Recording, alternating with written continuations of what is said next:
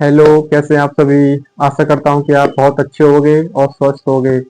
आपने अभी तक अपनी तैयारी अगर शुरू नहीं करी है तो अब लग जाइए। अब आपको अगर चाहते हैं आप कि हमारे भी यूपी बोर्ड 10th क्लास में अच्छे अंक आ सकें तो ये वीडियो आप ही के लिए बनाई गई है। अब स्टार्टिंग में मैं आपको 2 से 3 मिनट में बता दूं कि आपके अंदर डाउट होगा कि ये क्लास किसके लिए रहने वाली है और किस सब्जेक्ट को पढ़ाया जाएगा, क्या क्या चीजें इसमें रहने वाली है। तो मैं सारी चीजें आपको अभी इसमें क्लियर कर देता हूँ। देखो दोस्त, ये class UP board 10th class के लिए रहने वाली है। इसमें मैं आपको हिंदी सब्जेक्ट पढ़ाऊंगा जो कि आज हिंदी की पहली क्लास होगी, जिसमें मैं आपको संज्ञा पद परिचय पढ़ाने वाला हूँ, पहला चैप्टर। और ये टारगेट आपके लिए, ये क्लास एकदम आपको 2027 को नजर में रखते हुए टॉपर्स 2027 बैच मैंने आपके लिए निकाला है, जो कि यूट्यूब पर एकदम फ्री क्लासेस चलेगी। इसी यूट्यूब चैनल का नाम है सुमित ट्यूशन क्लासेस।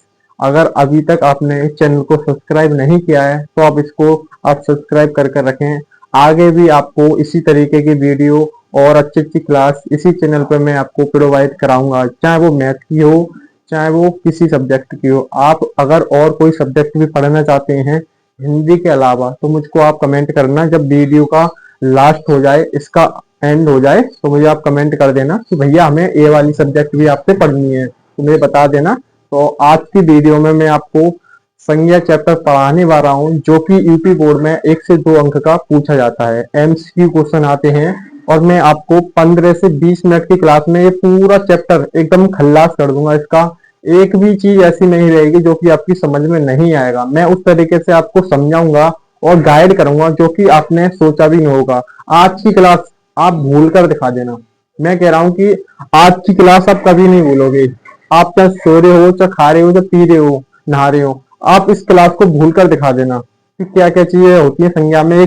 1 से 2 अंक इसमें आना ही आना तय है दोस्त। ठीक है, तो बिना देरी के मैं आपकी क्लास शुरू करता हूं, जो कि इसमें क्या क्या चीजें होती हैं, क्या क्या चीजें पढ़नी होती हैं, तो मैं अब आपको बताने वाला हूं। बिना देरी के चलते हैं अपनी क्लास की तरफ।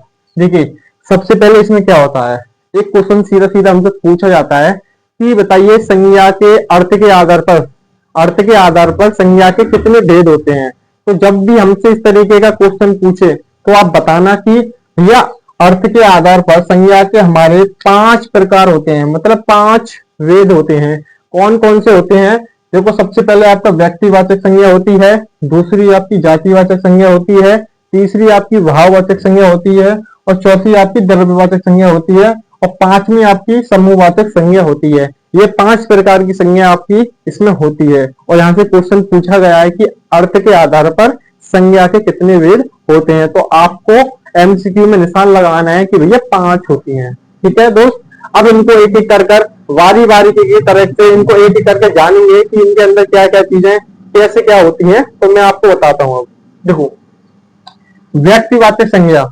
व्यक्तिवाचक संज्ञा नाम से ही स्पष्ट हो रहा है कि व्यक्ति की बात हो रही है। मैं आपको इतने बेहतरीन कॉन्सेप्ट बताऊंगा दोस्त कि आप कभी नहीं भूलोगे। आप इस क्लास को करके देखो, मैं आपसे वादा कर रहा हूं कि आपको इस क्लास से बहुत कुछ सीखने के लिए मिलेगा।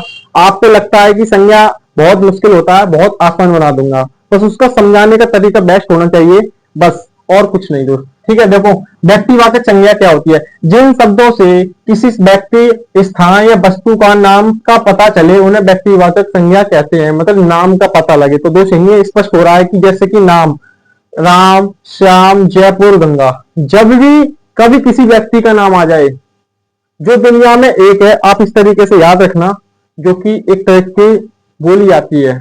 आपकी ट्रिक यह कहलाएगी कि व्यक्तिवाचक संज्ञा वह होती है जो दुनिया में सिर्फ एक है। मैंने बोला अपना नाम में लेता हूं कि सुमित, आपका भी जो भी नाम है आप लेकर देखना, आप व्यक्तिवाचक संज्ञा में आओगे, चाहे वो बॉयस हो चाहे वो पुरुष, वो बॉयस हो चाहे गर्ल्स हो। ठीक है दोस्त, अब आपको याद क्या रखना है कि जो दुनिया में सिर्फ एक है वो व्यक्तिवाचक संज्ञा होती है। जैसे मैंने बोला गंगा, गंगा नाम आ गया तो वो दुनिया में एक है। अब जैसे मैंने बोल दिया नदी, तो नदी नहीं होगी, क्योंकि नदी भी ऐसी बहुत सारी नदी होती है दोस्त। तो गंगा, गंगा एक नाम है। जहां नाम का बोध हो जाए, वहां समझ लिए कि व्यक्तिवाचक संज्ञा होती है। अगली पे आते हैं, दूसरी पे आते हैं जातिवाचक संज्ञा। जातिवाचक संज्ञा क्या होती हैं? जिन शब्दों से किसी एक जाति के सभी प्राणियों अथवा वस्तुओं का बोध होता है उन्हें जातिवाचक संज्ञा कहते हैं। जैसे लड़का, लड़की, गाय, घोड़ा, शेर। जब भी इस तरीके के नाम आते हैं ये सारे जातिवाचक संज्ञा में जाते हैं। जैसे एक चीज नोटिस करिए, एक ट्रिक बता रहा हूं जातिवाचक संज्ञा में, जिसके जैसे और हो, जिसके जैसे बहुत सारे लोग हों वह जातिवाचक संज्ञा होती है। जैसे गाय, गाय की जैसी बहुत सारी गाय आती हैं। घोड़ा, घोड़ा जैसे बहुत सारे घोड़े होते हैं। लड़का, लड़कों जैसे बहुत सारे लड़के होते हैं। लड़की, लड़की की जैसी बहुत सारी लड़कियां होती हैं। जिसका भी एक के जैसे बहुत सारे लोग हों वह जातिवाचक संज्ञा होती है। और व्यक्तिवाचक संज्ञा, व्यक्तिवाचक में किसी नाम का बोध हो जाए जो दुनिया में एक होता है वह व्यक्तिवाचक संज्ञा होती है। और जातिवाचक संज्ञा वह होती है जिसके जैसे बहुत सारे लोग हों वह जातिवाचक संज्ञा होती है। ठीक है, दोनों क्लियर। अब अगली पे चलते हैं, तीसरे पे। भाववाचक संज्ञा क्या होती है? जिन शब्दों से पदार्थों की अवस्था, गुण, दोष, भाव या दशा, धर्म आदि का बोध होता है उन्हें हम भाववाचक संज्ञा कहते हैं। जैसे मिठास, थकावट, मोटा, सुंदरता, लंबा, छोटा, मोटा। जब भी इस तरीके के शब्द आते हैं तो वो भाववाचक संज्ञा में आते हैं। जब भी कभी प्रेम वगैरह हम, अरे एक चीज नोटिस करो, भाववाचक हमारे अंदर भाव आता है। जैसे मैंने, वो बहुत मोटा आदमी है, वो बहुत सुंदर लड़का है, वह बहुत सुंदर लड़की है, तो हम उसका एक भाव बता रहे हैं दोस्त, है ना।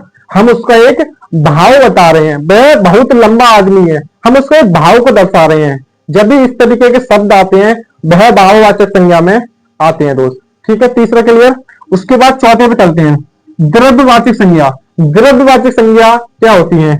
जिन शब्दों से किसी तरल, ठोस, अधातु, धातु, द्रव्य आदि का बोध होता है उन्हें द्रव्यवाचक संज्ञा कहते हैं। जैसे दूध, दही, तेल आदि शब्द आते हैं उन्हें हम द्रव्यवाचक संज्ञा कहते हैं। इसकी ट्रिक क्या कहती है? इसकी ट्रिक यह कहती है कि जब भी किसी का नाप तोल की बात हो, जब भी हम किसी को नाप या तोल सकते हैं उसे हम द्रव्यवाचक संज्ञा में कहते हैं। जैसे अब दूध है, हम नाप तोल कर ही तो लाते हैं, बताओ। तेल है, घी है, ये सारी चीजें द्रव्यवाचक में आती हैं। सोना, चांदी, ये सारी द्रव्यवाचक में आती हैं दोस्त। अब चारों क्लियर हो गए होंगे। एक बचा है आपका लास्ट, जो कि होता है आपका समूहवाचक संज्ञा। जिन संज्ञा शब्दों में किसी व्यक्ति या वस्तु के समूह का बोध हो उन्हें समूहवाचक संज्ञा कहते हैं। जैसे मेला, परिवार, दल, सेना। समूह से आपको एक स्पष्ट हो रहा होगा कि समूह मतलब गुच्छा, वहां पर बहुत सारे लोगों की भीड़ खड़ी हो, बहुत सारे लोग हो, वहां पर समूहवाचक संज्ञा होती है दोस्त। जैसे आप बताओ, मेला, मेले में बहुत सारे लोग होते हैं, एक समूह है वो गुच्छा। सेना, पुलिस, तो सारा गुच्छा होता है, वहां पर वह समूहवाचक संज्ञा होती है। तो दोस्त ये आपके 5 होते हैं वेद, जो कि मैंने आपको बहुत अच्छी तरीके से समझाने की कोशिश करी होगी। तो आप अब बताइए कि आपको मेरा समझाना कैसा लगा, मेरा तरीका पढ़ाने का आपको किस तरीके का लगा। अगर अभी भी आपकी समझ में ना आई हो तो मुझे कमेंट में बताना कि नहीं भैया हमारी समझ में नहीं आई हो। यही 5 चीजें होती हैं, यहाँ से आपका 1 से 2 क्वेश्चन बन जाता है दोस्त। तो मैं चाहता हूं कि अब 15 से 20 मिनट की क्लास होगी ये, तो यही आपको सारी चीजें पढ़नी थी। तो मुझको लगता हो कि मैंने इसमें और कुछ नहीं छोड़ा, मैंने बहुत अच्छी तरीके से आपको समझाने की कोशिश करी है। अगर अभी भी आपकी समझ में ना आई हो, आपको वीडियो क्लास कैसी लगी हो, अच्छी लगी हो तो भी आप कमेंट में मुझे बताना, और अच्छी ना लगी हो फिर भी आप मुझको एक बार कमेंट करके जरूर बताना। और आप क्या मुझसे चाहते हो आगे के लिए, मैथ पढ़ना चाहते हो तो मुझे कमेंट में जरूर बताना। और बाकी की क्लास ये आपकी हिंदी की कंटिन्यू इसी YouTube चैनल में ट्यूशन क्लासेस पर चलेगी। डेली आपको एक वीडियो अपलोड हो जाया करेगी और आपको शुरू से लेके एंड तक सारी वीडियो को एक एक बार देख लेना है। मैं आपसे वादा करता हूं कि हिंदी में आपके फुल में से फुल मार्क्स पूरे आएंगे दोस्त। तो मिलते हैं फिर अगली वीडियो में, अगली क्लास में। जब तक के लिए अपना ख्याल रखना। जय हिंद।